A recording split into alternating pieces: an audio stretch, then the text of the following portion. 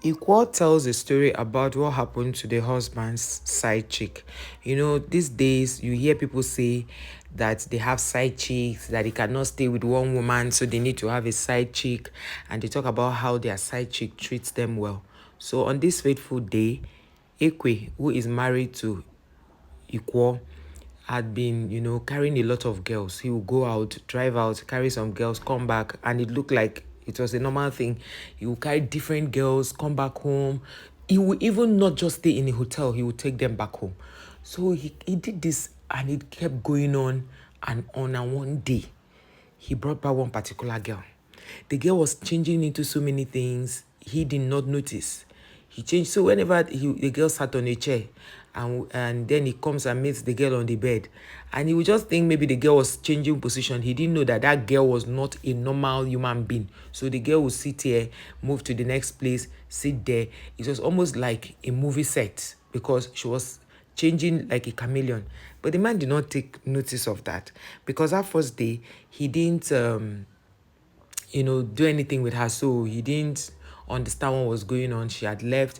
She passed the living room. The wife was like, there's something about this girl.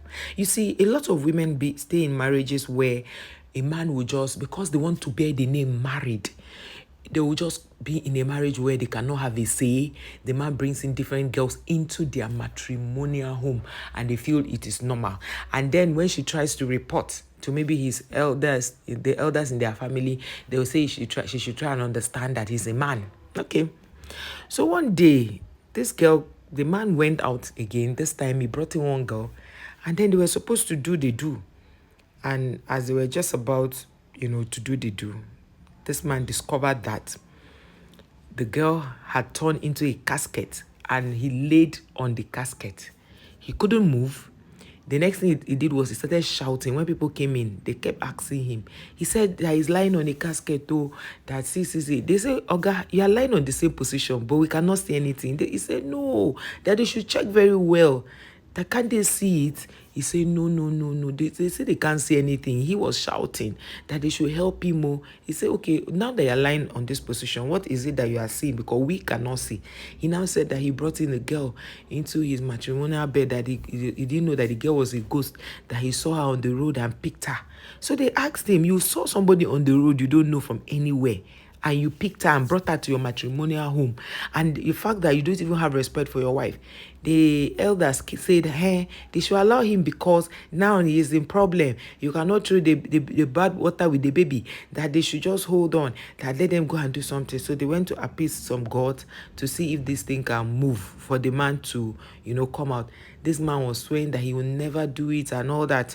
Of course, the wife knows that the husband is very randy. There's no how he will not repeat it. That was how they just brought in one man like that, and the man used herbs to do some incantation, and that was how he came out of that. And he vowed never ever to bring in, a woman. But you see something, something that has to do with addiction. When somebody is addicted to something, it looks as though he cannot survive without that thing. But when there's problem, they will call on all the gods they ever believe in, and they will swear they will do this one, they will do that one. But whenever they become better, they will go back to the same thing. So after this man came out of this, now the next thing this man did was to visit his friend. On reaching there, that his friend was in another mess. That his friend has carried a ghost also. Because you see, most of these girls you see, even on campuses, on the streets, they are not normal human beings. I remember one time in Unical where a woman had the people were seeing some strange girls on campus. They thought maybe they were new girls on campus, so they didn't know that those girls were ghosts. They were looking so beautiful, like according to the people that saw them, like as if they don't used to go to toilet, as if they don't have poo in their bum bum. That is how beautiful and elegant they were looking. Beautiful, light skin, long hair. So they were now saying, Unical is not too far from some river like that. So people were like, this one must have come out of river, or his son is not a normal human being. Does she even go to toilet at all? So this guy now went to visit his friend. The friend was now telling him about the strange things that had been happening. That he brought a girl home, and he doesn't understand how the girl was acting, that was going on. The guy now said, he now told him his own story. The guy now said, this friend now said, that he heard about the story, that what happened to him, about the casket stuff, that what's how far, how did the thing even end? The guy was now telling his friend.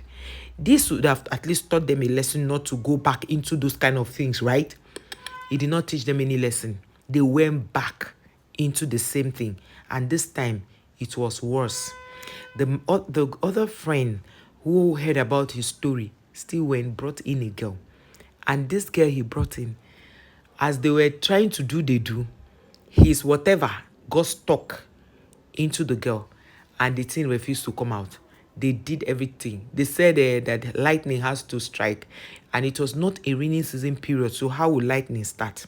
So they now said they were going to look for a rainmaker, that the rainmaker will make rain to fall and make lightning to come out, so that they can, he can come out of the woman, because he was already stuck in the woman.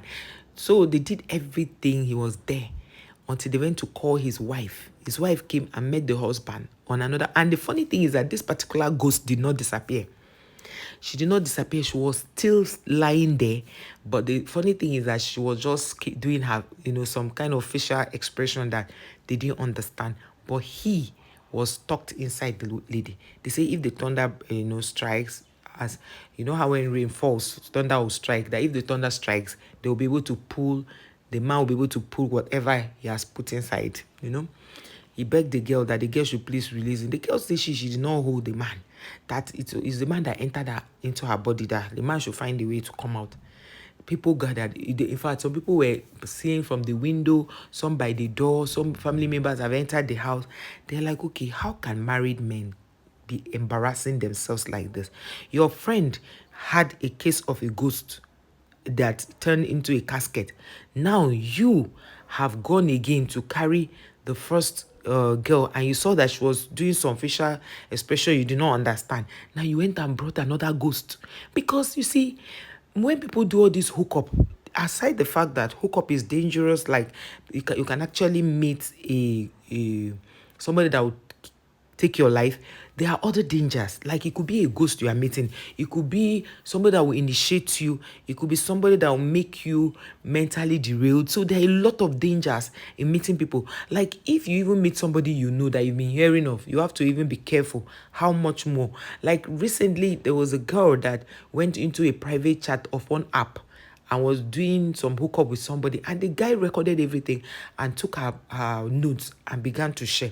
Okay, if you are not even afraid that it could be a ghost, you should also be concerned about your nudes. You should be concerned about your privacy.